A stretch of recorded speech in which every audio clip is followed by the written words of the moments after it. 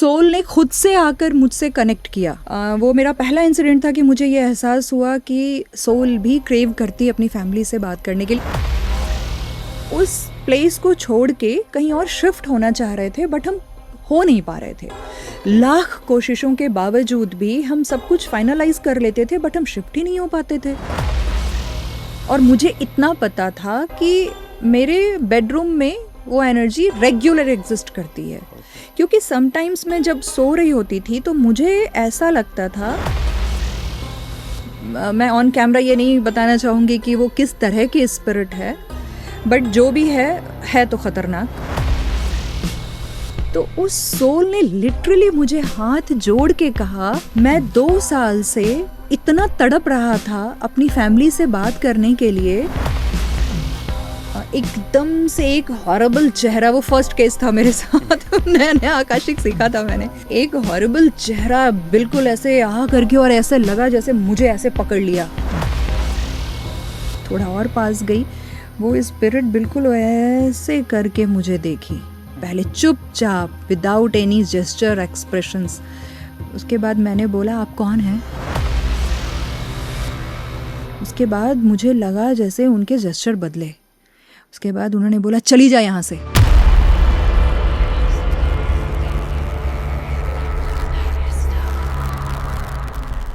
Rekha ma'am, welcome to the podcast wide cast में आपका बहुत बहुत स्वागत है।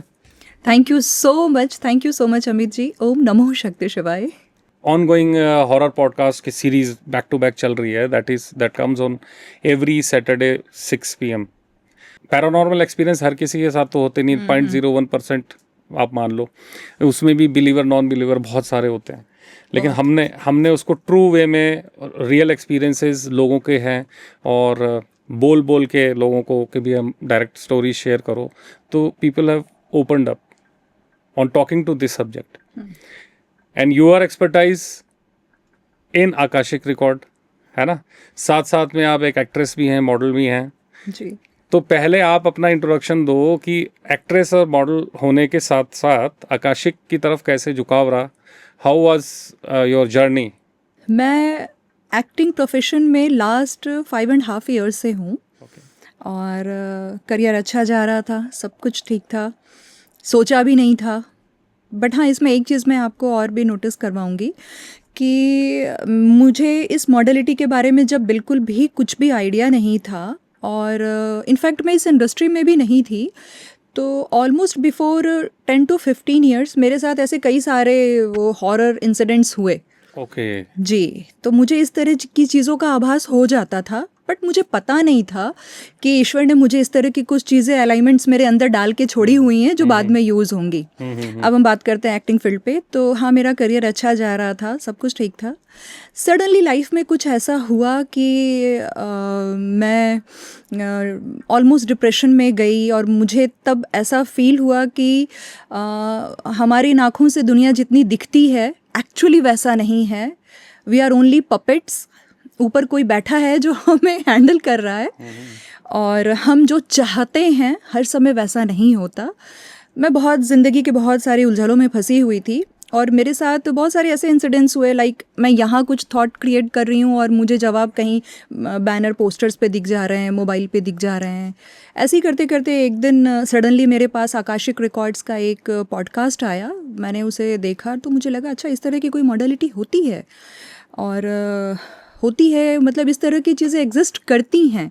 ऐसा नहीं कहूँगी कि मैं नॉन बिलीवर थी, बट हाँ ठीक है, मुझे नहीं पता था कि इस तरह की कोई चीज़ वाकई एग्जिस्ट करती है। और कोइंसिडेंसली जब जिनका मैंने पहला पॉडकास्ट देखा था, मेरे अंदर से हुआ कि कभी अगर मैं इन केस फ्यूचर में मुझे अगर सीखना रहा तो मैं इन्हीं से सीखूंगी। मुझे 1 साल लगा उनको फॉलो अप करते करते, और मैंने उन्हीं से सीखा। और I really blessed, I feel blessed कि वो मेरी गुरु हैं, और उनके थ्रू आज मैं कई लोगों की मदद कर पा रही हूँ। और अभी तक मैंने 200+ सेशंस लिए हैं। 1.5 साल में तो बहुत अच्छा नंबर है। जी। और कई सारे एक्सपीरियंसेस रहे हैं, हॉरर भी रहे हैं, सोल समटाइम्स कुछ एक्सपीरियंस मेरे ऐसे भी रहे हैं जो भी लेटेस्ट के ही हैं कि सोल ने खुद से आकर मुझसे कनेक्ट किया। मुझे ऐसा वो मेरा पहला इंसिडेंट था कि मुझे ये एहसास हुआ कि सोल भी क्रेव करती है अपनी फैमिली से बात करने के लिए, जो हम आगे डिस्कस करेंगे। जी। नहीं तो ये तो बहुत अच्छा मिस्टीरियस और स्ट्रेंज है लोगों के लिए जानना। जी बिल्कुल। तो इनिशियली जब आपको ये सब पैरानॉर्मल फील होता था, जब पता नहीं लगता था कि ये क्या हो रहा है, तो अब तो जाके रिजॉल्व हो गया होगा ये विद्या सीखने के बाद, हाँ है ना? बहुत सारे लोगों को इनफैक्ट यही होता है, पता ही नहीं होता क्या हुआ, क्योंकि ग्लिम्स के लिए पैरानॉर्मल एक्टिविटी होती है। और डेफिनेटली आकाशिक काफ़ी लोगों को पता है, काफियों को नहीं पता।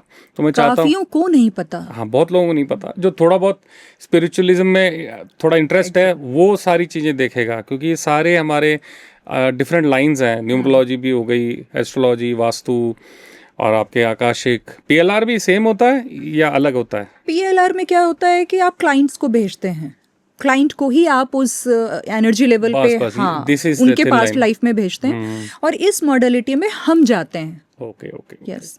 तो अब थोड़ा सा आकाशिक का एक जस्ट एक 1 मिनट ब्रीफ कि क्या चीज़ है।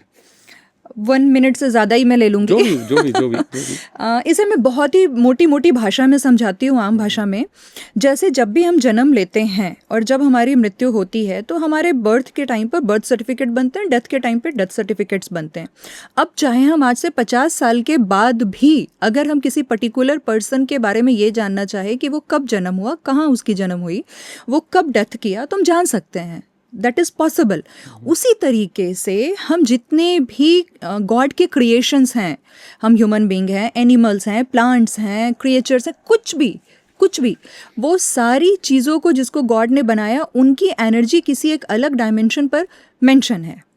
अब हम जो इसे ऐसे मानते हैं कि वो एक लाइब्रेरी है जहाँ पर हर किसी की एनर्जी एग्जिस्ट करती है, रिकॉर्ड्स है।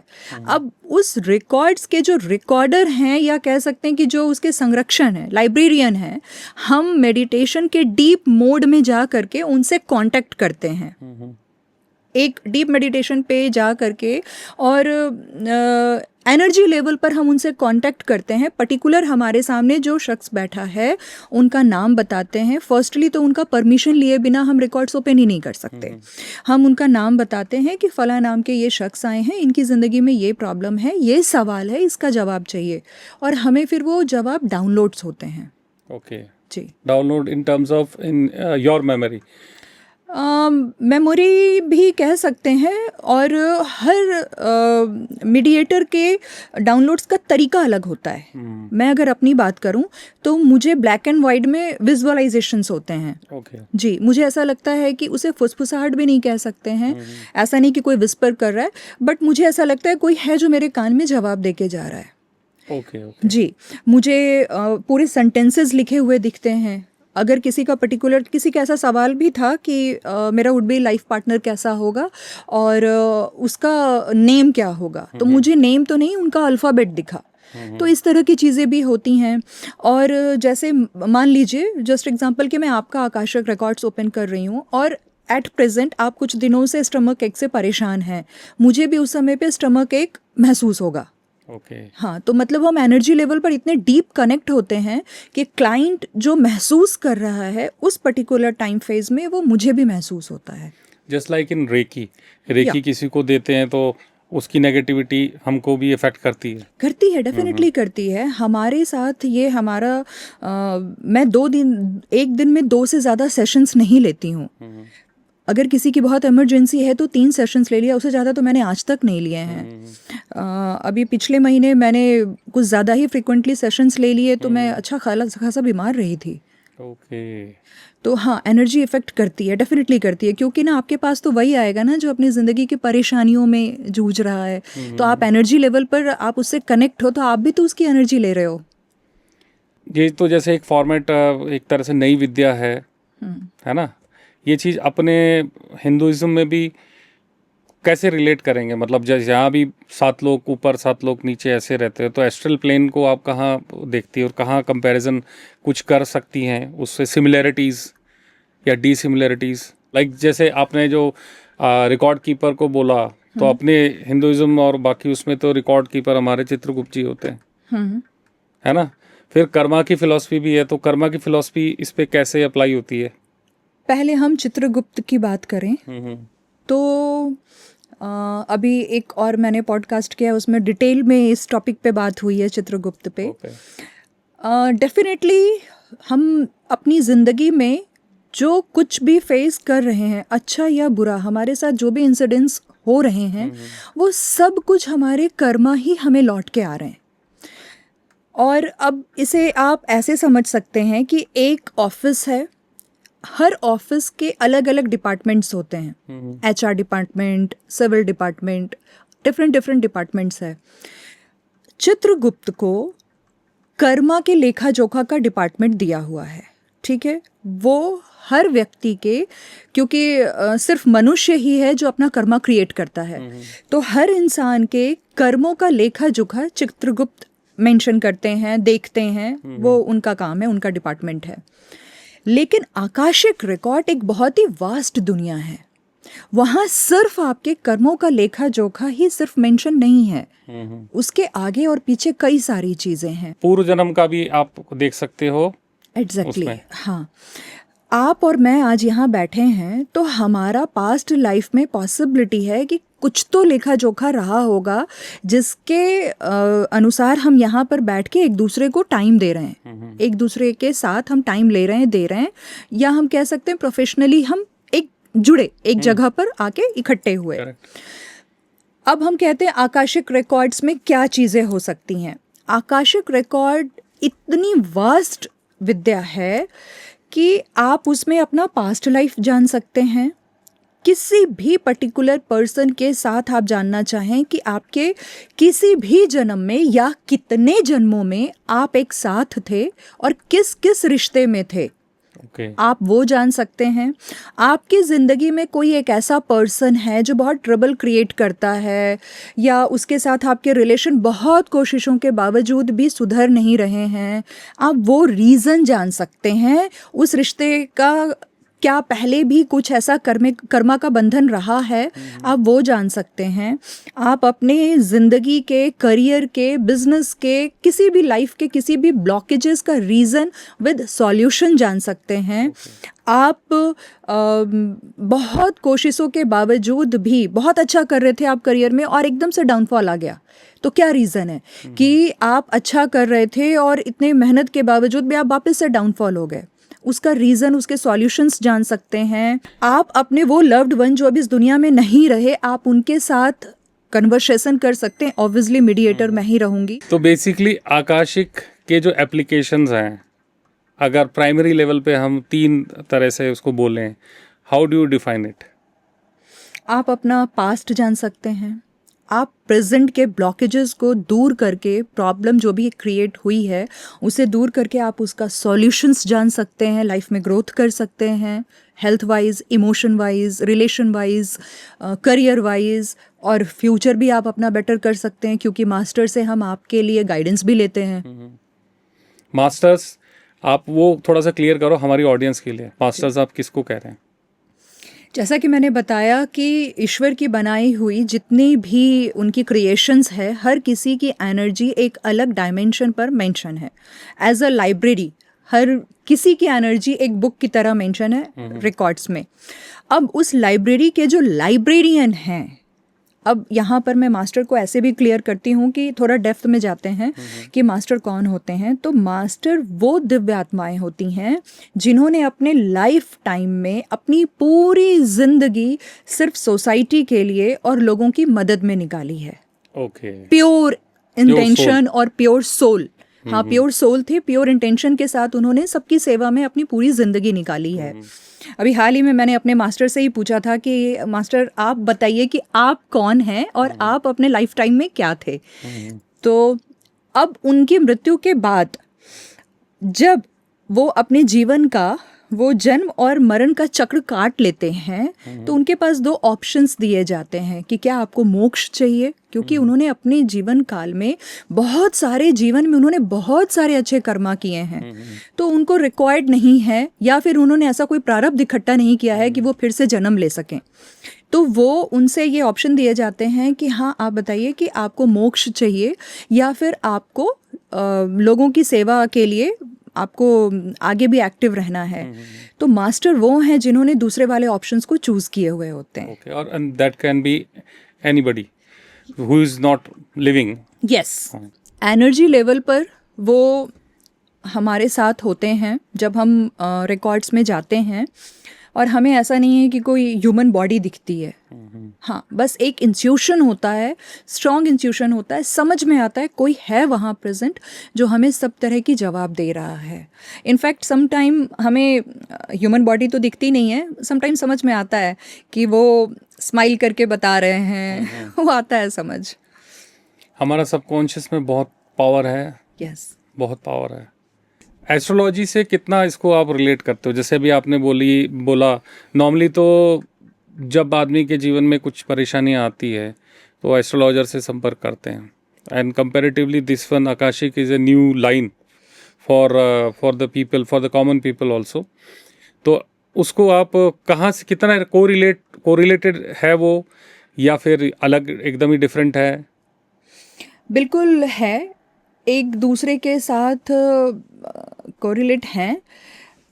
एक्चुअली ये कोई नई विद्या नहीं है, इसका इन्वेंशन बहुत साल पहले ही किया गया था। मैंने इस मॉडलिटी को सीखा है लिंडा हॉवे मैम की मॉडलिटी मेथड के थ्रू मैंने ये मॉडलिटी सीखी है।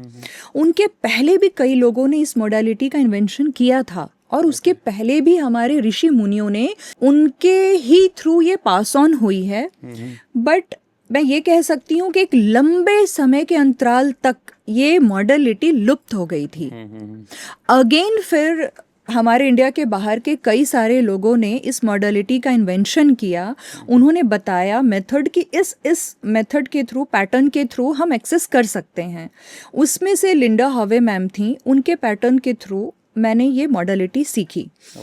अब ये है कि हाँ, ज्योतिष बेशक पुरानी विद्या है जो कि कभी बीच में लुप्त ही नहीं हुई, तो लोग उसे बहुत ज़्यादा अवेयर हैं या उनमें बहुत बिलीव करते हैं या उसे जानते समझते हैं।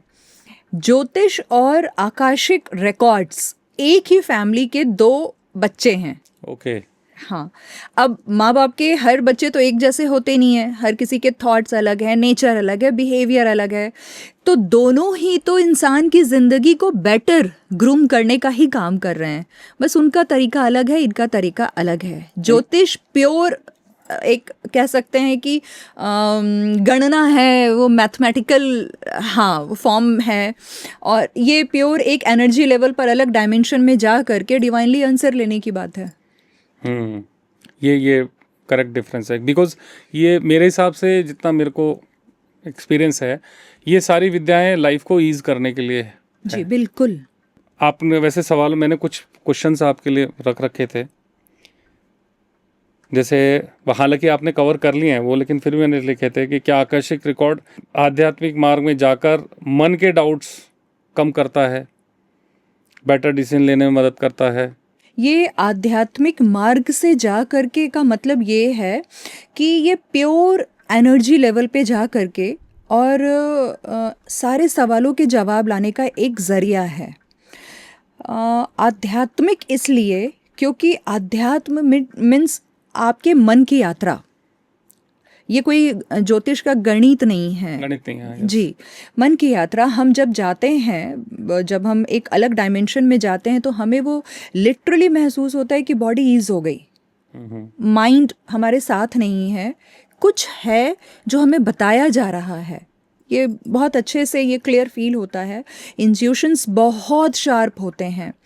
लोगों की ज़िंदगी को आसान इससे बेशक किया जा सकता है। मेरे पास ऐसे बहुत सारे क्लाइंट आते हैं जो अपने फाइनेंसेस प्रॉब्लम की वजह से जूझ रहे हैं।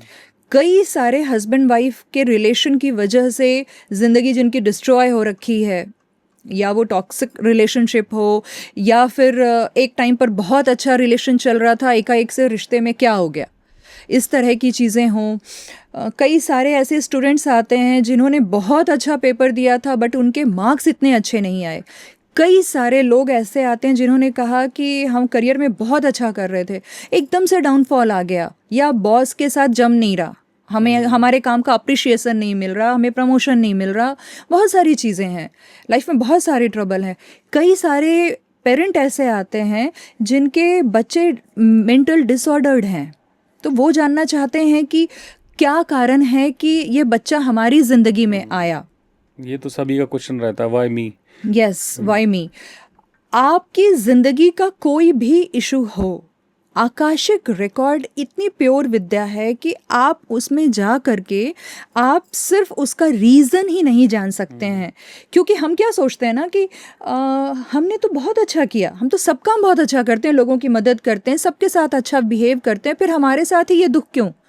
नहीं भाई, आपके साथ सिर्फ इसी ज़िंदगी के ही कर्मा नहीं हैं, आप बहुत सारी अपने कर्मा ले करके आ rहे हैं, और पता नहीं आपकी ज़िंदगी में जो अच्छा या बुरा हो रहा है वो पता नहीं आपके कौन से जन्म का कर्मा है जो आप अच्छा या बुरा अभी उसे महसूस कर रहे हैं या झेल रहे हैं, सफ़र कर रहे हैं। तो इन सारे सवालों के सिर्फ जवाब ही नहीं मिलते, आपको उनका सॉल्यूशंस भी मिलता है कई बार।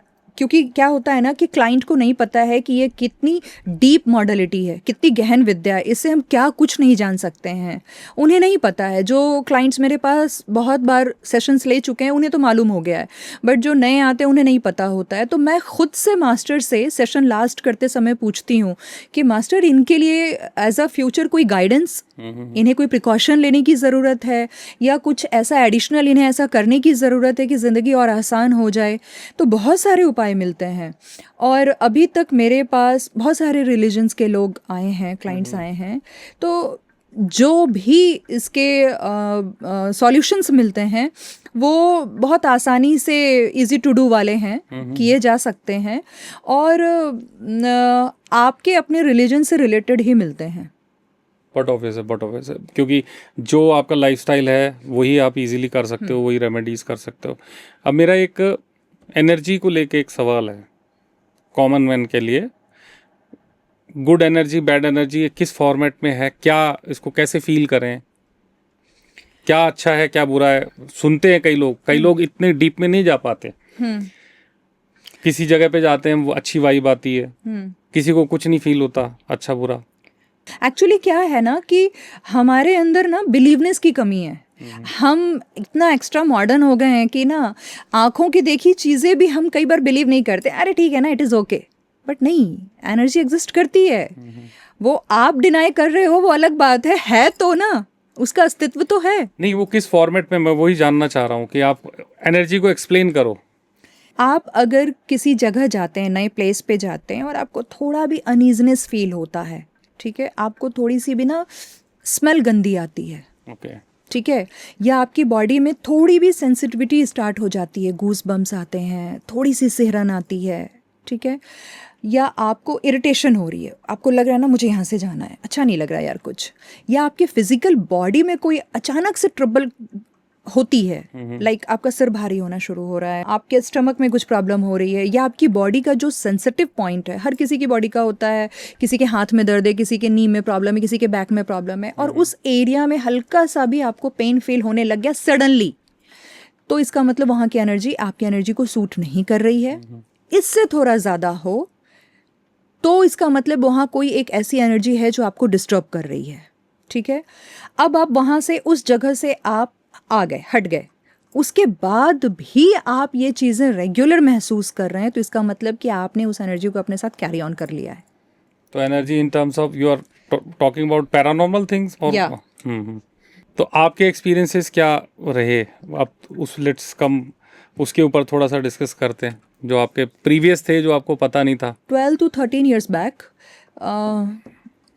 मैं जहाँ रहती थी उस घर में कई बार क्या होता था ना, लाइक आपने ये कप को यहाँ रखा और आप कहीं बिजी हो गए, आप आधे एक घंटे बाद आते हो और आप देखते हो ये कप वहाँ रखा है। तो इनिशियली मुझे ऐसा लगता था ना कि नहीं मेरा ही वहम होगा, मैंने ही रख दिया होगा, मुझे ध्यान नहीं है, बट ऐसा होता नहीं है मेरे साथ, मेरी मेमोरी ठीक ठाक है। शुरुआत में तो मैंने इग्नोर किया, बाद में ये चीज़ें बहुत रेगुलर वे में होने लग गई कि मैं चीज़ों का मिसप्लेस होना, मिसप्लेस भी होना। मैंने शावर बंद कर दिया, शावर चल रहे हैं, मैंने बोला अभी तो मैंने बंद कर दिया था, मैं नहा के, ऑब्वियसली कोई भी बंद करके ही आता है। और फिर उसके बाद क्या हुआ कि मैं किचन में हूँ और मैं कुछ और कर रही हूँ और पैरेलली मुझे ऐसा लग रहा है कि पराठे बन रहे हैं। ओके। हाँ, या कुछ ऐसी कुकिंग हो रही है, उसका वो अरोमा आ रहा था। तो अब क्या होता है कि हम विंडो खोलते हैं, हम देखते हैं किसी के यहाँ कुछ बन रहा है क्या, अब ऐसा आता है, ऐसे ही सोचेंगे। एग्जैक्टली तो ऐसा कहीं किसी के यहाँ नहीं हो रहा। और रात के 2 बजे 2:30 बजे कौन ही कुकिंग कर रहा है, कोई कर भी रहा है। और बहुत स्मॉल सिटी थी, ऐसा भी नहीं था कि वो मेट्रो सिटी है कि रात रात भर कोई जागा हुआ है, ऐसा भी नहीं है। लेकिन कहीं से कोई ऐसा सोर्स नहीं था कि मुझे कुकिंग की स्मेल आए। ओके। हाँ, फिर ये चीज़ें एडिशनल हो गई। उसके बाद मेरे कुछ रिलेटिव आए थे हमारे घर, गेस्ट। उन्होंने बोला कि उन्होंने अपना एक्सपीरियंस बताया कि रात को मैंने बेडशीट बस अपने स्टमक तक रखा था, अब मुझे लगा कोई धीरे धीरे फेस तक कर रहा था। तुम कर रहे थे क्या? मैंने बोला नहीं, मैं तो सो रही थी। इसी तरीके से बहुत सारी चीज़ें होने लग गई और हम उस प्लेस को छोड़ के कहीं और शिफ्ट होना चाह रहे थे, बट हम हो नहीं पा रहे थे। लाख कोशिशों के बावजूद भी हम सब कुछ फाइनलाइज कर लेते थे, बट हम शिफ्ट ही नहीं हो पाते थे। ऐसा नहीं था कि वो हमें हार्म कर रही थी, मेरी फैमिली को हार्म कर रही थी, बट वहाँ कुछ तो ऐसा था जो हमारे अलावा भी वहाँ एग्जिस्ट करता था। और वो आप उस टाइम अवेयर नहीं थे, and it was not harming you as much, खाली apart from these activities. Yes, कोई और वैसे हार्म नहीं कर रहा। मतलब कभी मैं सोई होती थी तो मुझे ऐसा फील होता था कि कोई मेरे सिरहाने खड़ा है। फिर मेरी फैमिली ने मुझे कई बार नोट किया कि ना, अभी तो तुम वॉशरूम गए थे, अभी तो तुम बाहर गए थे, तो किचन में कौन था? लाइक एक फीमेल फिगर। ओके। हाँ, अभी तो तुम बोल रहे थे तुम वहाँ जा रहे हो, तो यहाँ कौन खड़ा था? तो इस तरह की चीज़ें बहुत बार जब रिपीटली होने लग गई और बहुत थक गए थे हम लोग कि मतलब हम चाह के भी इस प्लेस को शिफ्ट नहीं कर पा रहे, तब उस टाइम पर मैंने हिम्मत की। मुझे लगा एक बार मैं बात करके देखती हूँ, देखी जाएगी जो होगी, वैसे भी फंसे ही पड़े हैं। तो मैंने क्या किया कि मुझे इतना पता था कि मेरे बेडरूम में वो एनर्जी रेगुलर एग्जिस्ट करती है। क्योंकि समटाइम्स मैं जब सो रही होती थी तो मुझे ऐसा लगता था कि कोई है जो मेरे बेडरूम में झाड़ू लगा रहा है। ओके। कोई है जो मेरे बेड के पास बैठा है और फीमेल फिगर है। ये मुझे ऐसा लगता था कि मैं आधे आँख खोल के देख रही हूँ उसे। बट मैंने हिम्मत करी, मैं बैठी और मैंने बोला, आप जो कोई भी हो, मुझे नहीं पता कि आप कैसे आपकी मौत हुई, आप फीमेल फिगर हो इतना मुझे पता है, बट आप अच्छी सोल थे, तभी तो आप यहाँ होते हुए भी हम भी यहाँ सही सलामत हैं। आपने हमें अभी तक कोई हार्म नहीं किया।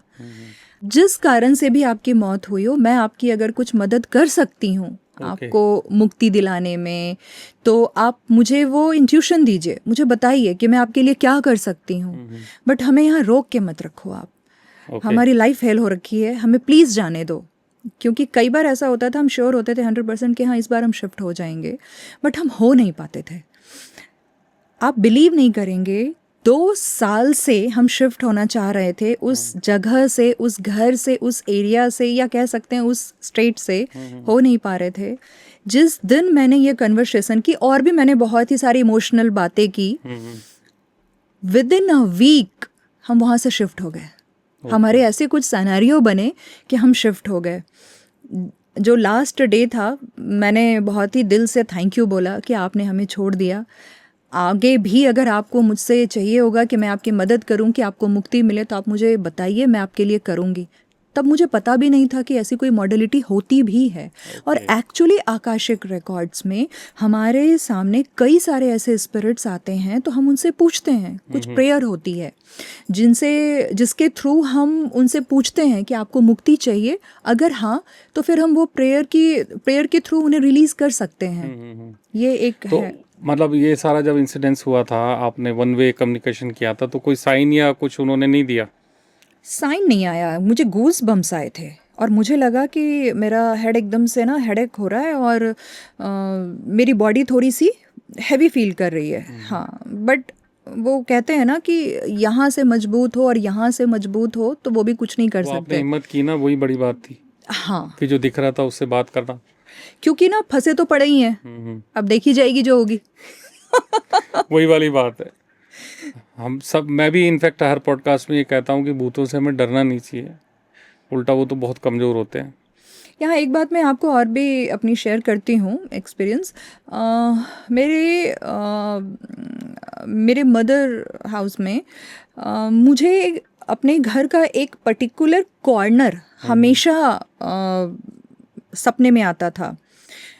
मुझे समझ नहीं आता था कि उस पूरे घर में मुझे सिर्फ घर का वही कॉर्नर क्यों दिखता है। और तब उस समय, ये आज से 10 साल पहले की बात है, तब मुझे लगता था कि अंधेरा ही क्यों दिखता है वहाँ पर, और मुझे वही घर का कॉर्नर क्यों दिखता है और पूरा घर नहीं दिखता। और ऐसा फील होता था कि मुझे बहुत डर लग रहा है, कुछ तो है वहाँ पर जिससे मैं बहुत डर रही हूँ। आकाशिक रिकॉर्ड्स जब मैंने सीखा और जब मैंने घर के रिकॉर्ड्स ओपन किए, तब मुझे पता चला कि उस जगह पर एक स्पिरिट बैठा हुआ है जो कई सालों से है। आपके ही मदर के हाउस में? यस। तो फिर क्या डिकोड किया फिर उसमें? मैं ऑन कैमरा ये नहीं बताना चाहूँगी कि वो किस तरह की स्पिरिट है, बट जो भी है तो खतरनाक। मतलब not related to your house, मतलब मीन टू किसी से का किया हुआ है। किसी का किया हुआ है। ओके। यस, किसी का किया हुआ है कई सालों पहले से। बट जब मैं इस मॉडलिटी में नहीं थी, मुझे कुछ भी नहीं पता था, तब भी मुझे वो ड्रीम्स में आते थे। तो जब ये मॉडलिटी मैंने सीखी और जब मैंने एक्सेस करना शुरू किया और जब मैंने घर का जब एक्सेस किया, रिकॉर्ड खोला, तब मुझे समझ आया कि मुझे क्यों सपने में वही कॉर्नर दिखता था। कुछ लेना देना होगा स्पिरिट वाला भी, किसी ने कराया था। यस, उसको किसने कराया था मैंने वो भी देख लिया। हाँ, वो तो होता है, वो अपने ही कोई होते हैं हमेशा तंत्र में, और इसमें होता यही और है। यही केस ज़्यादा आते हैं मेरे पास। अगर कोई ऐसे तंत्र वाले या किसी का कुछ कराया वाला अगर केस आता है ना, तो 95% फैमिली मेम्बर ही कराए होते हैं।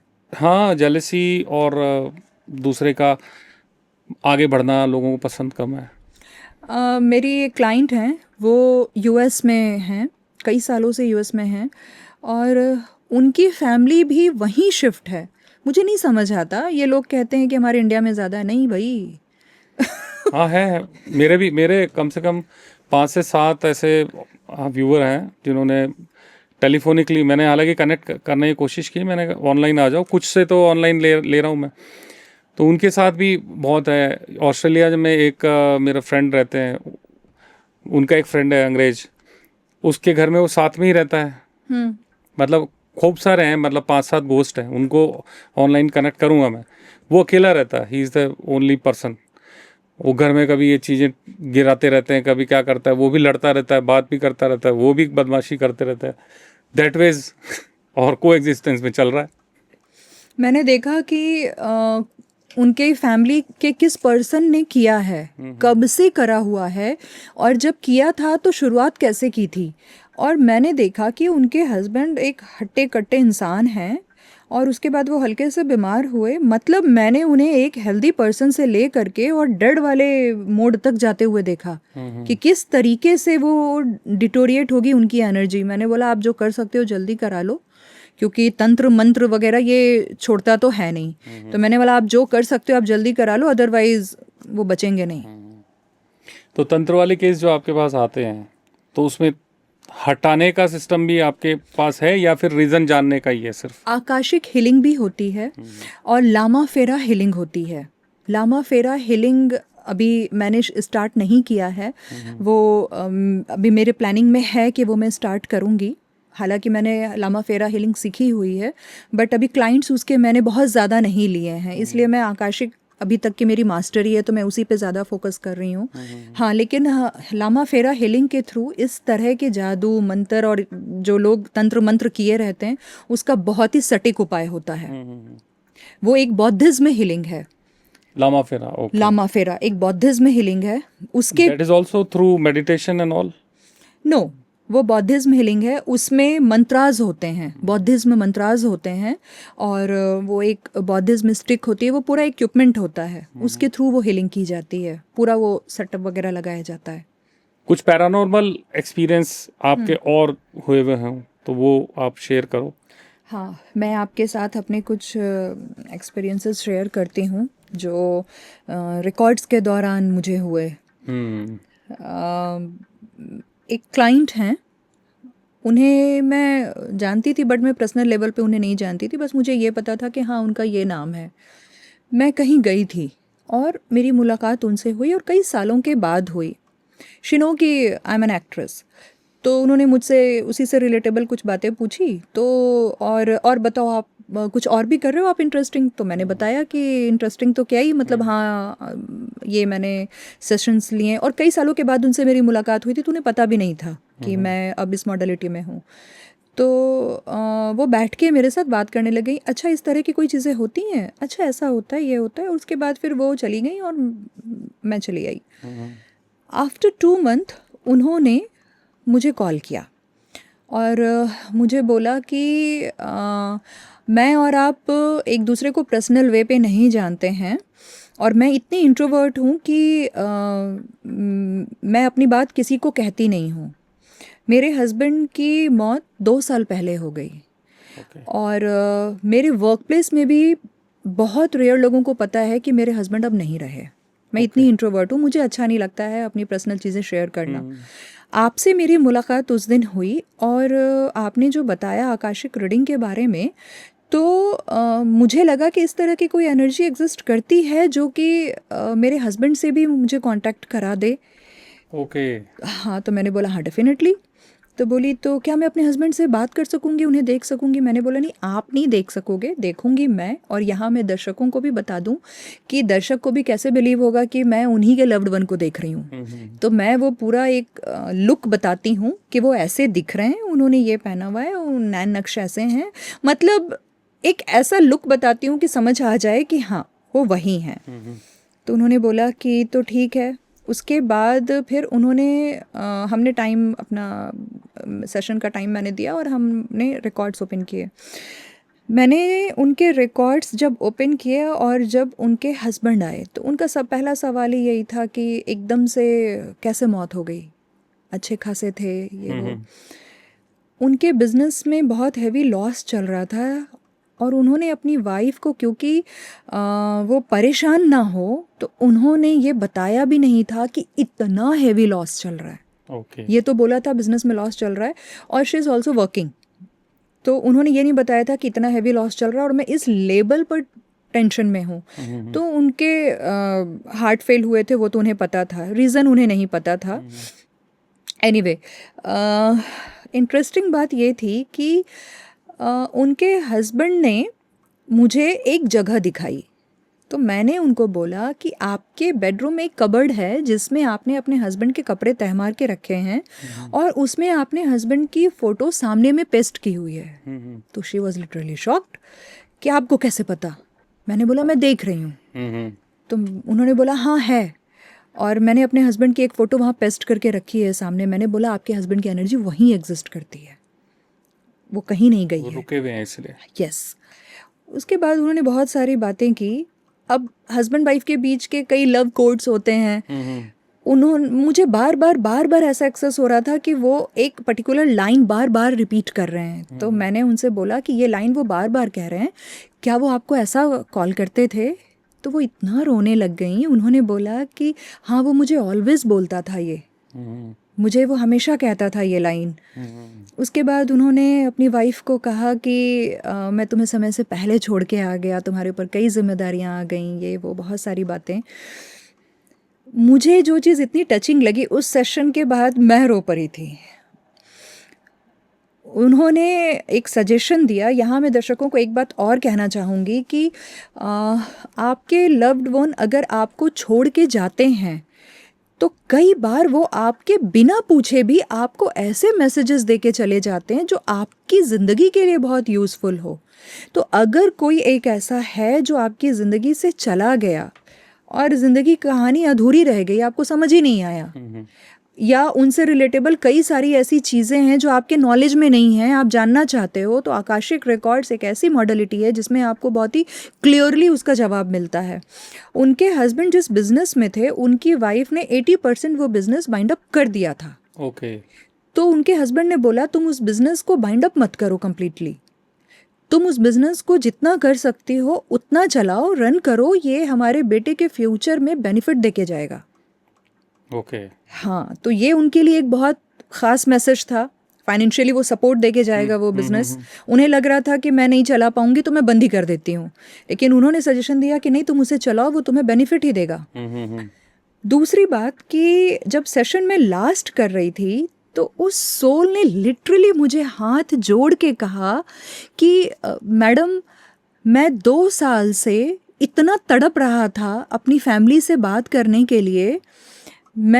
हाँ, मुझे एक चीज़ और मैं बताऊं कि मैंने ये देखा कि डाइनिंग टेबल है और डाइनिंग टेबल में वो माँ और उनका बच्चा बैठ के जब डिनर कर रहे होते, व्हाटएवर, जब वो फूड इनटेक कर रहे होते हैं, नेक्स्ट चेयर पे वो बैठे होते हैं। ओके। जब मैंने उनकी वाइफ से ये बात पूछी कि क्या आप लोगों को ऐसा कभी महसूस होता है, तो उन्होंने बोला यस, हमें कई बार महसूस होता है कि वो हमारे साथ ही बैठा है। अच्छा, इंटरेस्टिंग। एनर्जी वो फील कराती है, बस समझने वाला इमोशन होना चाहिए या बिलीवनेस होनी चाहिए वो। हाँ, अब मैं अपनी बात पर आती हूँ। उन्होंने हाथ जोड़ के मुझे बोला कि मैडम, मैंने ही ऐसे सिनेरियो बनाए कि वो आपसे आ करके और आपसे इस विद्या के बारे में बात करे। आप उससे पूछिए, वो विश्वास नहीं करती थी। मैंने उनसे पूछा कि क्या आपको बिलीवनेस थी इन चीज़ों पर, तो बोली बिल्कुल नहीं। तो उन्होंने बोला कि मुझे मेरी वाइफ से और मेरे बच्चे से बात करनी थी, इसलिए मैं आपके पास इन लोगों को ऐसा मैंने सिचुएशन बनाया कि वो आपके पास आकर के आपसे बात करे। वो इतना ज़्यादा मेरे लिए इमोशनल सीन था कि एक सोल जो अब इस दुनिया में नहीं है, उसके अंदर अपनी फैमिली के लिए इतना प्यार और इतना इमोशन भरा हुआ है कि वो मुझे हाथ जोड़ करके धन्यवाद कह रही है और उसने खुद से अपनी फैमिली से बात करने के लिए, जुड़ने के लिए माध्यम ढूंढा। ये बहुत इमोशनल चीज़ थी। उसके बाद जब सेशन ख़त्म हो गया और जब मैंने उनकी वाइफ से बात किया तो मैंने पूछा कि आप मेरे पास कैसे आई थी और किस तरीके से आपको, जब बिलीव ही नहीं था तो आपने पूछा इस मॉडलिटी के बारे में, जानना चाहा। तो उन्होंने बोला कि मैं और आप जहाँ मिले थे ना रेखा जी, मैं उस जगह पर कई सालों से सोच रही थी कि जाऊँ, बट कुछ सिनेरियो बन नहीं पा रहा था तो मैं जा नहीं रही थी। बट मुझे उस दिन लगा कि ना जाती हूँ, होके आती हूँ, देखती हूँ। और मैं गई और एकदम से आपसे मिलना हो गया इतने सालों के बाद। और आपने जब बताया कि इस तरह की कोई विद्या है तो मेरे दिमाग में आया कि अगर ऐसी कोई चीज़ होती है तो क्या वो मेरे हस्बैंड से कनेक्ट कराएगी, और अगर कराएगी तो मुझे कैसे पता चलेगा कि मैं अपने हस्बैंड से ही कनेक्ट कर रही हूँ। मतलब बिलीवरेंस वाली बात है। मैं इन्हीं चीज़ों को बैठ करके और एक दिन बहुत सोच रही थी, या कहूँ कि टेंशन में थी। मुझे ऐसा लगा कि मेरे हस्बैंड की आवाज़ आई मेरे कान में आ करके, उसने कहा तुम जाओ उस मैडम से मिलो। हो सकता है हो सकता नहीं, डेफिनेटली, क्योंकि हस्बैंड ने तो मुझे सेशन बंद करते समय, लास्ट करते समय बोला ये बात। सेशन लास्ट किया मैंने और उसके बाद मैंने उनकी वाइफ से कॉल पे ये बात पूछी वेरीफाई करने के लिए कि सेशन में लास्ट टाइम जो आपके हस्बैंड ने मुझे बोला वो कितना सही है। तो उनकी वाइफ ने भी सही बात बोला कि मैं तो बिलीव ही नहीं करती थी, बट मैं वही सोच रही थी कि अगर ऐसी कोई चीज़ है तो क्या मैं हस्बैंड से बात करूं, मैं बात कर सकती हूँ, कांटेक्ट कर सकती हूँ। मुझे लगा कि मेरे हस्बैंड की आवाज़ मेरे कान में आई कि तू उस मैडम से मिल, और तब मैंने फिर डिसीजन लिया कि मैं आपको कॉल करूँगी और मैं आपसे सेशन लूँगी। तो वो मेरे लिए बहुत ही टचिंग था। सेशन मेरे लिए इसलिए भी टचिंग था क्योंकि उन्होंने बात के दौरान में अपने बच्चे के फ्यूचर के रिगार्डिंग भी कई सारे उन्हें कंपनी को चलान रन करने के लिए बोल दिया। वही बहुत बड़ी बात है, बहुत अच्छा मैसेज है वो। बेटे के फ्यूचर के लिए भी बोला, क्योंकि वो थोड़ी सी डाउट में थी कि बेटे को स्पोर्ट्स में जाना है और ये चाह रही थी वो एजुकेशन में जाए, एजुकेशन के थ्रू जाए। तो उन्होंने उसके भी रिगार्डिंग सजेशन दिया। और साथ ही उन्होंने बोला कि तू ना उसको बोल कि वो कभी भी ज़िंदगी में अकेला फील करे या उसे स्टक फील हो तो उसे बोलना कि वो मुझे दिल से याद करे, मैं उसके साथ हूँ। बहुत ही इमोशनल सेशन था वो। और इसमें एक बात मैं और आपको बताना चाहूँगी, इम्पॉर्टेंट चीज़ है ये कि ह्यूमन बॉडी में उनका बच्चा है, वाइफ है, हस्बैंड की एनर्जी जो अब इस दुनिया में नहीं रहे वो उस कबर्ड में एनर्जी एग्जिस्ट करती है। अब अगर वाइफ अगर इस दुनिया को छोड़ती हैं तो वो तो चली जाएंगी, वो तो अपने आगे की यात्रा करेंगी, बट वो एनर्जी तो वहीं स्टक रह जाएगी, क्योंकि उन्होंने खुद कहा है ये। इसीलिए हाँ, इसमें देखिए एक चीज़ मुझसे छूट गया, बहुत इंपॉर्टेंट है। मैंने उनकी वाइफ से जब बोला कि आपके हस्बैंड की एनर्जी यहाँ एग्जिस्ट करती है, तो उन्होंने बोला कि क्या वो मुझे रिलीज़ कर देनी चाहिए, तो आप मुझे बताओ कि मैं क्या कर सकती हूँ। तो मुझे लगा कि ये रेडी हैं रिलीज़ करने, अगर कहा जाए तो ये रेडी हो जाएंगी, क्योंकि किसी भी एनर्जी को बांध के नहीं रखनी चाहिए। अब भले ही वो अपनी मर्जी से बंधी हो, फिर भी बांध के नहीं रखना चाहिए। तो मैंने उस सोल से पूछा कि क्या आप आगे की ज़िंदगी, आगे का जन्म लेना चाहेंगे, नई ज़िंदगी, नया शरीर लेना चाहेंगे, आपको मुक्ति चाहिए? मेरा तो वो सेंटेंस ही कंप्लीट नहीं हुआ कि क्या आपको मुक्ति चाहिए, उस सोल ने विद इन अ सेकेंड मुझे ना बीच में ही ब्रेक करके बोला, नहीं नहीं नहीं, मुझे मत भेजो, मुझे मत भेजो, मुझे नहीं जाना है। ऐसा लगा जैसे जैसे मैं जिस बॉडी जेस्चर के साथ बोल रही हूँ ना, एग्जैक्टली वैसे ही बोला उन्होंने। नहीं नहीं, मुझे मत भेजो, मुझे मत भेजो, मुझे नहीं जाना है, मुझे मेरी वाइफ और मेरे बच्चे के पास ही रहना है। मैं वैसे ही उन लोगों को आधे रास्ते में छोड़ के आ गया हूँ। वो मेरे लिए बहुत टचिंग मोमेंट था, लिटरली मैं रो पड़ी थी। उसके बाद फिर वो बात वहीं रह गई। लेकिन जैसा कि मैंने पहले भी बताया कि क्लाइंट को नहीं पता होता है कि आप कितना कुछ जान सकते हो उस मॉडलिटी के थ्रू। तो मैंने फिर मास्टर से पूछा कि मास्टर, इनके लिए कोई गाइडेंस, या इनके जो हस्बैंड हैं जो भी अटके हुए हैं इस धरती पे, उनके लिए कुछ ऐसा रेमेडीज़ या गाइडेंस। तो उनके लिए ये गाइडेंस आया कि हालांकि आकाशिक रिकॉर्ड्स में आप खुद की या किसी और की मृत्यु का सिचुएशन नहीं जान सकते, और मृत्यु कब होगी आप ये नहीं पूछ सकते। ये रिस्ट्रिक्टेड होता है। फिर भी उनके केस में ये बताया गया कि तुम्हारी नेचुरल डेथ होगी। बल्कि मैंने वो देखा कि उनकी डेथ कैसी होगी। वो ओल्ड लेडी हो गई हैं, अभी तो वो 40-45 के बीच की हैं। मैंने देखा कि वो ओल्ड लेडी हो गई हैं और नॉर्मल डेथ हो रही है उनकी। उससे पहले तुम्हें ये पता चल जाएगा कि अब तुम कुछ दिन या कुछ महीने जियोगी। उसके पहले तुम उस कबर्ड के पास बैठ के प्रेयर करोगी, या मुझसे कांटेक्ट करे, या व्हाटएवर, उन्हें कुछ तरीका बताया गया था एक्चुअली कि रेखा से कांटेक्ट करो, या तुम ऐसे करके और अपने हस्बैंड की आत्मा को रिलीज कर देना, नहीं तो तुम अपने प्रारब्ध इकट्ठे कर लोगी। क्योंकि वो तो चली जाएंगी, लेकिन वो एनर्जी तो वहीं रह जाएगी, स्टक रह जाएगी। तो उस केस में उन्हें ये गाइडेंस आई कि आप ऐसा ऐसा करके अपनी मृत्यु से पहले अपने हस्बैंड की एनर्जी को रिलीज कर देना।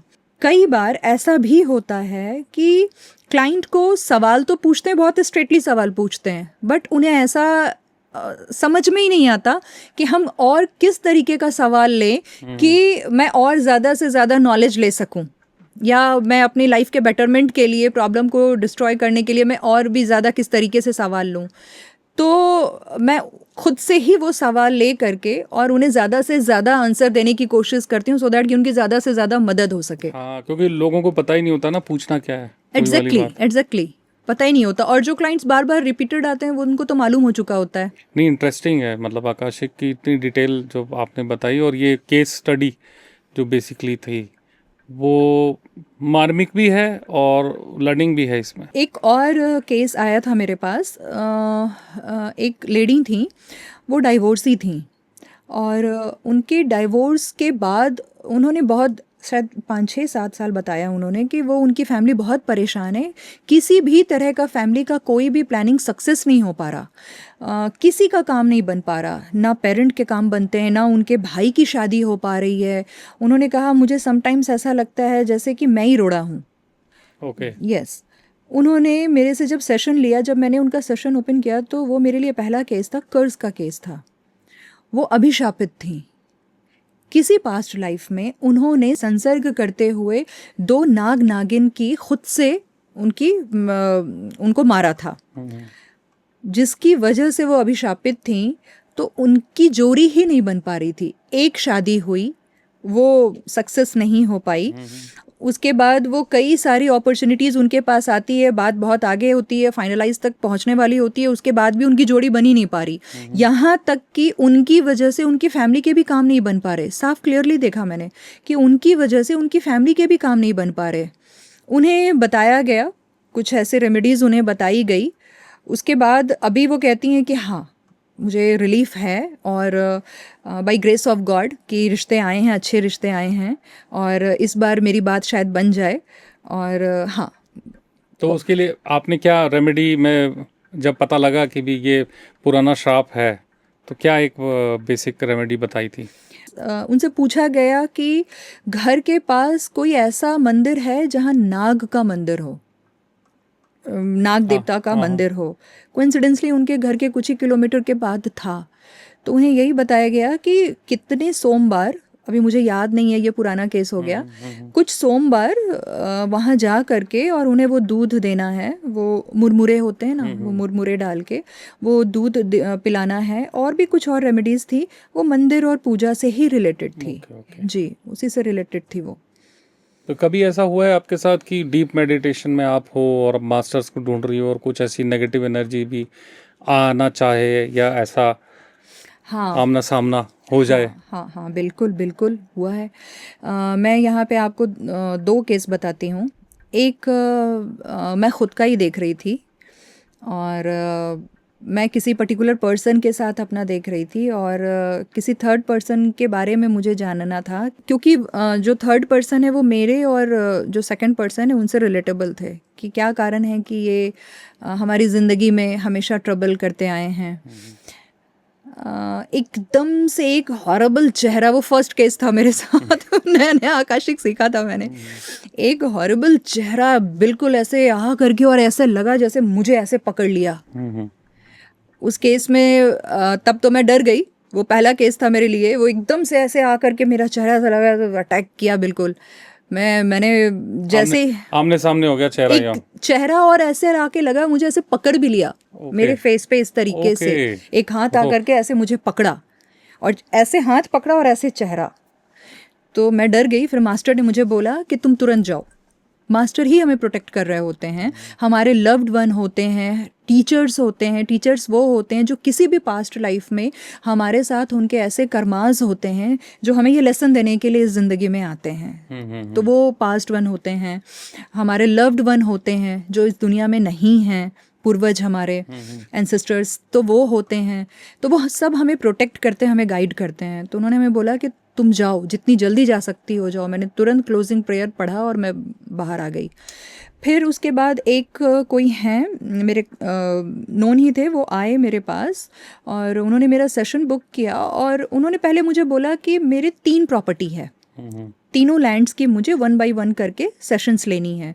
अब 3 प्रॉपर्टी, जैसे किसी भी इंसान का हम आकाशिक रिकॉर्ड्स जब ओपन करते हैं तो हम उसकी परमिशन लेते हैं, और परमिशन में हम वो नाम कॉल करते हैं जो नाम आपके आइडेंटिफिकेशन पे हो, आधार कार्ड पे आपके जो नाम हो। उसके बाद फिर हम वो प्रेयर पढ़ते हैं, और ओपन प्रेयर हम पढ़ते हैं, और वो रिकॉर्ड्स ओपन करते हैं। जब हम किसी लैंड का रिकॉर्ड ओपन करते हैं तो वो प्रॉपर पूरा एड्रेस, वो हम जितना कंप्लीट एड्रेस है वो सारा एड्रेस हम पढ़ते हैं, और वो मेनी टाइम्स पढ़ा जाता है क्योंकि वो पूरा प्रेयर लंबा होता है, उसमें मेनी टाइम्स वो कॉल किया जाता है वो। उसके बाद उस प्रॉपर्टी के जो ओनर हो उनकी परमिशन ली जाती है, उसके बिना नहीं कर सकते। तो इस तरीके से मैंने उनकी 3 प्रॉपर्टी की। पहली प्रॉपर्टी का जब मैंने ओपन किया तो मुझे पता चला कि मुझे मास्टर ने कहा कि ये झूठ बोल रहा है, ये प्रॉपर्टी इसकी नहीं है। ओके। तो अब क्या होता है कई बार ना कि आप क्लाइंट से ऐसे स्ट्रेटली तो नहीं पूछ सकते हो कि आपके पास नहीं, आप क्यों आए मेरे पास। तो मैंने बोला कि आर यू श्योर कि ये प्रॉपर्टी आपके ही पूर्वजों से आपके पास पास ऑन हुई है? तो उन्होंने मुझे बोला कि हाँ, मेरी ही पूर्वजों से आई है। फिर मैंने मास्टर से बोला, मास्टर ये तो ये कह रहे हैं और आप मुझे ये जवाब दे रहे हैं, तो मुझे प्लीज़ इसको थोड़ा ब्रीफ में दिखाइए, सिनेरियो क्या है। ये सब ड्यूरिंग मेडिटेशन ही आपका रहता है ना? यस, वो 55 to 60 मिनट का पूरा कंप्लीट सेशन होता है, जिसमें ये आँख तो मैं खोलती ही नहीं हूँ, वो मेरी आंखें बंद ही रहती हैं। तो मैंने देखा एक लेडी है, बहुत ही ब्यूटीफुल लेडी है, वो प्रॉस्टिट्यूट है। ओके, ठीक है। कई बार होता है कि मैं ये कैसे बोलूँ, तो मैंने फिर थोड़ा और झांकने की कोशिश की, तो मुझे पता चला कि जो क्लाइंट हैं उनके फादर के दादाजी, उनके संबंध थे किसी प्रॉस्टिट्यूट से। और उन्होंने वो लैंड उस प्रॉस्टिट्यूट को दे दिया था। वो प्रॉस्टिट्यूट उस लैंड को इतनी चालाक थी, उसने अपने भतीजे के नाम कर दी। अच्छा। ठीक है। अब वो अपने भतीजे के नाम कर दी तो वो लैंड तो इनकी हुई ही नहीं ना, वो तो अपनी मर्जी से उन्होंने उसे दिया, उन्होंने अपने फैमिली को दे दी। तो उस लैंड का केस आप क्यों लड़ रहे हो? तो मास्टर ने उसी केस में बोला कि ये तो प्रॉपर्टी इसकी है ही नहीं, तो ये क्यों आया है तुम्हारे पास। एक लैंड का तो ये कहानी हुआ। दूसरे लैंड के लिए सॉल्यूशंस बताए गए कि हाँ आपके किसी रिलेटिव ने किया है, तो वहाँ पर ऐसा ऐसा आप करो, वो लैंड भी फ्री हो जाएगा और वो केस भी आप जीत जाओगे, ठीक है। तीसरे लैंड का जब उन्होंने मेरे से कराया तो मुझे स्पिरिट मिली। ओके। जब उस लैंड में मैं गई तो क्या होता है ना कि अगर आप किसी भी इंसान, किसी भी लैंड या किसी भी प्लेस का जब आप रिकॉर्ड्स ओपन करते हैं और अगर उस जगह की एनर्जी या उस इंसान की एनर्जी सही है तो बहुत ही अच्छा दिखता है, बहुत ही क्लियर सा दिखता है, अच्छी वाइब आती है और अच्छा लगता है। और जब उसकी एनर्जी डिस्टर्ब होती है, स्पिरिट इन्वॉल्व होता है या नेगेटिव एनर्जी होती है या कोई ऐसा जादू टोना किया हुआ होता है तो बहुत ही ग्रेइश और गंदी सी आती है, क्लाउडी टाइप दिखती है। ओके। तो मुझे उनकी वो लैंड ना बहुत ही गंदी सी दिख रही थी, मुझे कुछ ग्रेइश जैसा और ना कुछ अच्छा वाइब नहीं आ रहा था। मैं अंदर जाती गई। मैंने बोला कि आपकी लैंड में एक पेड़ है? तो उन्होंने बोला हाँ है। मैंने बोला इसका पेड़ है? तो उन्होंने बोला हाँ है। फिर मैंने बोला कि उसी पेड़ के ऑपोजिट डायरेक्शन में खाट लगी हुई है? तो उन्होंने बोला कि नहीं अभी तो नहीं है, पहले लगी रहती थी, मेरे दादाजी वहाँ लेटा करते थे। मैंने बोला आंगन है, आंगन के चारों तरफ पाए हैं और बरामदा। तो उन्होंने बोला कि हाँ एग्जैक्टली ऐसा ही है। फिर मैंने और देखने की कोशिश की और चारों तरफ जब मैंने देखा तो एक जगह जाके मेरी नज़र रुक गई। मैंने देखा कि वहाँ भी एक खाट लगी है और एक लंबा चौड़ा आदमी, मेरे ख्याल से 6+ ही होगा, और पंजाबी था, क्योंकि उसने जो पहन रखा था वो दिख रहा था मुझे कि वो पठान कुर्ता टाइप और बड़ी सी दाढ़ी, और वो साफा तो नहीं था, यहाँ पर ऐसे चोटी में बांधते हैं ना ऐसे कपड़े, छोटी टर्बन, यस, वो बंधा हुआ था और वो यूं ऐसे करके और नीचे बैठा है, ऐसे हाथ ऐसे करके, अपने पैर पे हाथ ऐसे रख के नीचे बैठा है। और मैं दूर से देखी। उसके बाद मैंने बोला कि इस तरह के कोई हैं क्या, वो आपके रिलेटिव थे? तो उनके फादर भी साथ में ही बैठे थे क्योंकि वो लैंग्वेज का कुछ इशू था। तो मैंने बोला था कोई नहीं आप साथ में ही बैठो, सो दैट कि अगर जहाँ मुझे प्रॉब्लम आए तो आप मुझे एक्सप्लेन कर देना। तो उनके फादर ने बोला कि हाँ वो मेरे दादाजी हैं। तो फिर मैं गई, थोड़ा पास गई तो उसने मुझे नहीं देखा, थोड़ा और पास गई, वो स्पिरिट बिल्कुल ऐसे करके मुझे देखी, पहले चुपचाप विदाउट एनी जेस्चर एक्सप्रेशंस। उसके बाद मैंने बोला आप कौन हैं? तो उन्होंने अपना नाम बताया। तो मैंने बोला आपके दादाजी का नाम ये था क्या? तो हाँ। उसके बाद मैंने बोला कि आप यहाँ क्यों हैं, आपको मुक्ति नहीं मिली, नया जन्म नहीं हुआ? तो वो चुप थे। उसके बाद मुझे लगा जैसे उनके जेस्चर बदले। उसके बाद उन्होंने बोला चली जा यहाँ से। मैं थोड़ी सी बैकफुट हुई क्योंकि ना आप एनर्जी लेवल पे आप भीड़ नहीं सकते हो। मैं बैकफुट हुई, थोड़ी देर खड़ी रही, मैं वैसे ही बैकफुट होकर के चुपचाप खड़ी रही। उसके बाद फिर मैंने थोड़ी देर बाद हिम्मत की, मैंने बोला कि आपको क्या नया जन्म, नई ज़िंदगी नहीं चाहिए? आप क्यों यहाँ बंधे हो? तब उन्होंने कहा कि इस ज़मीन के लिए मेरे पूर्वजों ने खून बहाया है, मेरे इस ज़मीन को मेरे बच्चे भोग सकें उसके लिए। उन्होंने किसी रिलेटिव का नाम लिया कि उसकी यहाँ मौत हुई है, मर्डर हुआ था यहाँ, मैं नहीं जाऊँगा, और इसे बोल, जो क्लाइंट थे उनके फादर के बारे में, इसे बोल ये चला जाए, इसका बच्चा नहीं बचेगा नहीं तो। ओहो। उन्होंने इतना हिंट किया। मैं खड़ी रही, सुनती रही, उन्होंने जो जो मैसेज दिया मैं फॉरवर्ड करती रही। उसके बाद जब वो चुप हो गए तब फिर मैं थोड़ा सा आगे गई, फिर मैंने बोला और मैं बैठ गई। मुझे लग गया कि वो थोड़ी इमोशनल हो गई है। मैं बैठ गई वहीं पे, थोड़ा डिस्टेंस मेंटेन करके मैं बैठ गई। उसके बाद मैंने बोला कि आप नया जन्म भी नहीं ले रहे हो और ये इस ज़मीन को मतलब उस पर रह भी नहीं पा रहे हैं, तो क्या करना चाहिए? तब उन्होंने मुझे बोला कि मैं नहीं जाऊंगा छोड़ के, उन्होंने 2-4 चीज़ें बताई, वो उपाय तो नहीं कह सकते हैं, वो ज़मीन उनके हक में आनी भी नहीं थी, लेकिन उन्होंने 2-4 चीज़ें बताई कि इसे बोलिए ऐसा करे तो मैं इसकी फैमिली को डिस्टर्ब नहीं करूँगा। और वो उनके चचेरे दादाजी थे। ओके। और 2 भाइयों की लड़ाई थी, एक ये चचेरे दादाजी की ज़मीन थी और ये दूसरे वाले का बेटा पोता जो भी है वो उसे लड़ रहा था, कुछ ऐसा था इनका केस। बट उस केस में ऐसा था कि मरने के बाद भी जो सोल है वो अपनी प्रॉपर्टी पे कैसे कुंडली मार के बैठी होती है। ये सिर्फ ऐसा नहीं कि ह्यूमन बॉडी में आप अपनी प्रॉपर्टी के लिए लड़ मर रहे हो, भाई मरने के बाद भी ये चलता है सिनेरियो। अटैचमेंट, वो एक्चुअली उनकी यात्रा रुक भी इसलिए जाती है क्योंकि अगर किसी भी तरह का अटैचमेंट है, डीप अटैच है, तो वो आगे फॉरवर्ड नहीं होते हैं। यस मैंने उनसे बोला भी, और भी 1-2 बार मैंने उनको बोला कि आप कब तक फंसे रहोगे, आप चाहो तो मैं आपको मुक्त कर दूं। उन्होंने बोला नहीं, मैं नहीं जाऊंगा। ये उनकी फ्री विल थी। और इन केस मान लो अगर कोई किसी स्पिरिट ने कहा ही कि मुक्त कर, मैं मुक्ति चाहता हूँ, तो उस केस में अलग प्रेयर्स करते हैं आप? हाँ, एक का किया है मैंने। ओके। हाँ, एक का किया है। उन्होंने खुद से ही बोला कि हाँ मैं चाहता हूँ कि मुझे मुक्ति मिले, तो मैंने किया था। वो बहुत ही अच्छा वाला फील आया था उसके बाद। वो तो होता ही, गुड हार्मोन रिलीज होते हैं किसी को भी है, और वो भी ऐसे लेवल पे जाके करना, ये तो अपने आप में अलग बात है। कभी लाइव आपने आकाशिक में कितना मतलब टाइम लगता है कोई सेशन जैसे करते हैं तो? मैं 50 to 55 मिनट का सेशन लेती हूँ। क्लोजिंग प्रेयर पढ़ते पढ़ते 60 मिनट्स हो ही जाते हैं। मैं यहाँ दर्शकों को एक बात ज़रूर बताना चाहूँगी। अभी हाल ही में मुझे पता चला है कि कुछ मीडिएटर्स ऐसे होते हैं जो आकाशिक रिकॉर्ड्स क्लाइंट से कनेक्ट होने से पहले ही वो ओपनिंग प्रेयर पढ़ चुके होते हैं, उसके बाद वो क्लाइंट से कनेक्ट होते हैं। Okay. हाँ, that is a wrong way, ऐसा नहीं होना चाहिए। तो मैं दर्शकों को बताना चाहूँगी कि कभी भी आप किसी भी आकाशिक रीडर से कांटेक्ट करते हो, सेशन लेते हो, तो आप उन्हें बोलो कि वो ओपनिंग प्रेयर, और वो पूरी एक प्रेयर होती है जिसमें आपका नाम लिया जाता है और बहुत बार लिया जाता है। उसके बाद फिर रिकॉर्ड्स आर ओपन बोला जाता है। वो पूरी प्रेयर वो आपके सामने ही पढ़ें, क्योंकि एनर्जी लेवल पर आप दोनों कनेक्ट हो रहे हो।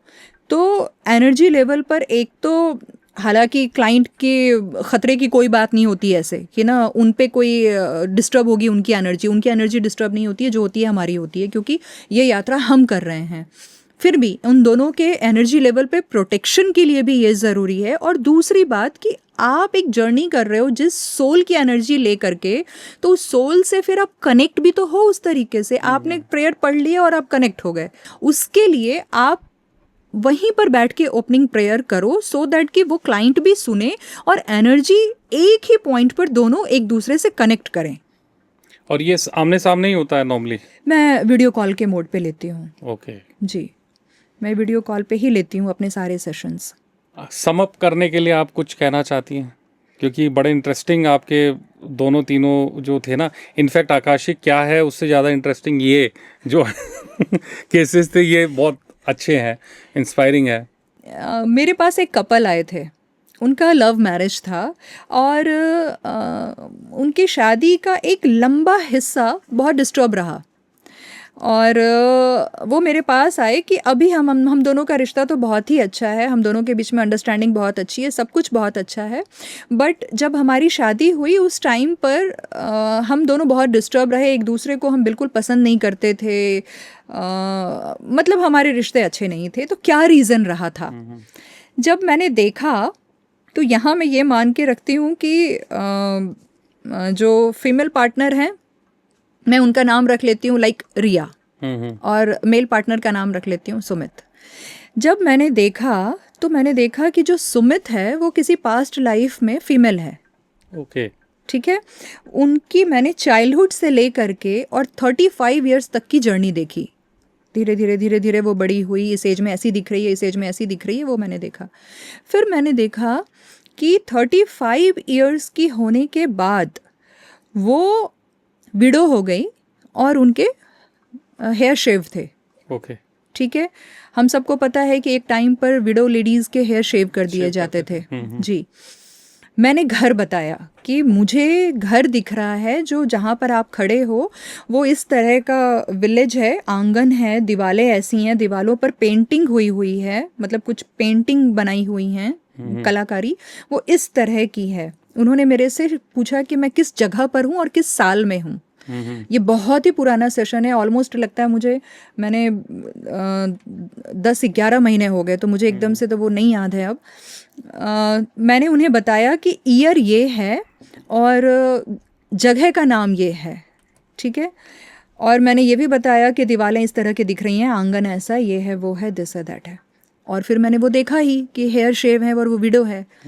फिर मैंने देखा कि मैंने पूछा मास्टर से कि मास्टर ये मुझे इस लेडी का ये पूरा दिख रहा है, उसका पूरा बैकग्राउंड दिख रहा है, सब कुछ दिख रहा है, इसके साथ कैसे कनेक्टेड है? तब मुझे बताया गया कि वो लेडी जो विडो हुई थी, ये जो इस जन्म की रिया थी, वो उस जन्म में एक ट्रक ड्राइवर थी। इसी के थ्रू बाई मिस्टेकन इसके हस्बैंड की डेथ हो गई थी।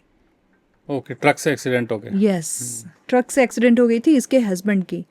मैंने देखा कि वो इसके सामने, मतलब जो वो लेडी विडो थी, ये जो रिया जो उस समय ट्रक ड्राइवर था, ये उसके सामने बैठ के हाथ जोड़ के माफ़ी मांग रहा है और वो माफ़ करने तैयार नहीं। ओके।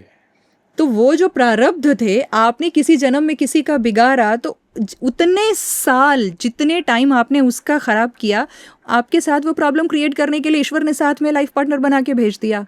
अब यहाँ पर मैं आपको एक बात ऑडियंस को और यहाँ पर बताना चाहूँगी। कई बार हमारे प्रारब्ध किसी के साथ इतने घने होते हैं, हमने किसी का इतना डीप हर्ट दुखाया होता है और हमें बाद में रियलाइज़ भी होता है कि हमने उसे बहुत दुख दिया है और बहुत ही अंदर लेवल से दुख दिया है, मतलब डीपली हमने उसे हर्ट किया है। उस केस में आकाशिक रिकॉर्ड्स में मांगी गई माफ़ी आपको हर जन्म के लिए उस पाप से मुक्त कराती है। बहुत बड़ी बात है ये बहुत बड़ी बात है और अभी तक किसी ने नहीं बताया है, वो मैं बता रही हूँ। आकाशिक रिकॉर्ड्स में अगर हम अपनी की गई गलती के लिए माफ़ी मांगते हैं तो वो हमारे आने वाले हर जन्म में वो माफ़ी मिलती है, क्योंकि वो रिकॉर्ड हो गया ना वहाँ। बशर्ते आप माफ़ी दिल से मांगो, ये नहीं कि बस हाँ ठीक है माफ़ कर दो ऊपर ऊपर से, क्योंकि ना वो है, वो सब देख रहे हैं, उन्हें तो पता है ना, आपके अंदर का इंटेंशन पता है। तो आकाशिक रिकॉर्ड्स में मांगी गई माफ़ी आपको हमेशा मुक्त कराती है। मैं यहाँ पर, मेरे पास किस्से बहुत सारे हैं आकाशिक रिकॉर्ड्स के। मैं एक और इंसिडेंट बताती हूँ। मेरे पास एक क्लाइंट आई थी, उन्होंने कभी अबॉर्शन कराया था। तो उन्होंने बोला मुझे ये हमेशा गिल्ट रहता है कि मैंने एक जीव की हत्या की। जब मैंने उनके रिकॉर्ड्स ओपन किए तो मेरे सामने एक बहुत छोटा बच्चा आया और उसने इतने प्यार से बोला कि माँ, मैंने कितने सारे गर्व को छोड़कर और तुम्हारा गर्व चुना था और तुमने मुझे मार दिया और मुझे बहुत दर्द हुआ था। तो उस लेडी ने बहुत, मतलब वो रोने लगी और उन्होंने माफ़ी मांगा। तो उन्होंने बोला कि मैं अपनी गलती के लिए क्या प्रायश्चित कर सकती हूँ। तो सोल ने बोला कि मैं फिर किसी जन्म में तुम्हारे गर्भ में आऊँगा और जितने समय मैं तुम्हारे गर्भ में रहूँगा बहुत तकलीफ़ दूँगा, बदला तो लूँगा। उसको बदला कह सकते हैं, आपके खुद के प्रारब्ध कटेंगे। हाँ, प्रारब्ध कटेंगे और तुम्हें वो झेलना होगा, इसमें मैं भी कुछ नहीं कर सकता, ये डिसाइडेड ऊपर वाले। यस। तो ये एक और इंटरेस्टिंग केस था। अब मैं यहाँ पर एक बात आपको और भी बताती हूँ कि मैंने जो वो हस्बैंड वाइफ वाला जो केस बताया था कि वाइफ विडो हुई थी, उन्होंने आने के बाद मुझे बाद में कॉल किया कि रेखा जी आपने जो बताया था ना, एग्जैक्टली उसी ईयर पे उसी शहर में वैसे ही गांव हुआ करते थे जैसा आपने मुझे बताया था कि वो दीवालों पे वैसे ही पेंटिंग बनी हुई है, कलाकृतियाँ बनी हुई हैं। और उस समय की लेडीज़ जब विडो होती थी तो उनके हेयर शेव हुआ करते थे। तो रेखा जी बहुत सही लगा ये जानकारियाँ दोबारा से चैनल पे शेयर हुई, क्योंकि आपकी एक्सपीरियंस अलग है और हमने बहुत सारे ऐसे टॉपिक्स, क्योंकि अवेयरनेस लोगों के पास है। जैसे इस पॉडकास्ट में ज़रूरी नहीं है हमें कोई आकाशिक सिखाना है, आकाशिक के बारे में बताना है, वो इम्पोर्टेंट था। और हमारी ऑडियंस आपसे कनेक्ट अगर करेगी तो आपकी वेबसाइट, इंस्टाग्राम और जो भी मेथड्स हैं वो सब हम अभी स्क्रीन पे भी आ रहे हैं और डिस्क्रिप्शन पे भी मैं दूंगा। और इनफैक्ट अगर कमेंट्स में भी कोई पूछेंगे तो I will share your number. Thank you so much. आपका क्या एक्सपीरियंस रहा वो अब आप बताइए। मुझे बहुत अच्छा लगा अपने सारे एक्सपीरियंसेस आपके साथ शेयर करके, और आपके सवाल भी बहुत इंटरेस्टिंग थे। खास करके अगर किसी ने अपनी विद्या के थ्रू या अपने काम के थ्रू एक्सपीरियंसेस लिए हैं और सामने वाला जब उनके अनुभव उनसे पूछता है ना, तो अनुभव इतने होते हैं कि वो फिल्टर करके बताना मुश्किल हो जाता है, बट मज़ा बहुत आता है। Correct correct. क्योंकि उनके अनुभव उनके अपने हैं। और स्पिरिचुअलिज्म, पैरानॉर्मल, आकाशिक, ये सब इंडिविजुअल एक्सपीरियंसेस होते हैं ये, हाँ है ना? हाँ, अगर कहीं की आप किसी भी जगह की, किसी भी इंसान की आप एनर्जी खोल रहे हो, तो उस एनर्जी के साथ कोई दूसरी एनर्जी भी कनेक्ट है, वो तो दिखेगी ही ना। वो तो तभी तो आप वो पूरा लिखवा देते हो, नाम लिखा देते हो, विजन बता देते हो, लोग कंफर्म हो जाते हैं कि अरे इनको नाम कैसे पता, आपको कैसे पता है अलमारी में वो फोटो चिपकी हुई है। वो तो वो आपका और जो करवाने वाले हैं उनका एक्सपीरियंस है। बिल्कुल। अलमीरे में फोटो चिपकी हुई है, वो तो चलिए फिर भी ठीक है। वो अपनी वाइफ को प्यार से क्या कॉल करते थे, मुझे क्या पता। Correct. So it was very nice talking to you. Same here sir. Hopefully दोबारा एक और पॉडकास्ट करेंगे with some new experiences. Thank you thank you so much. Thank you.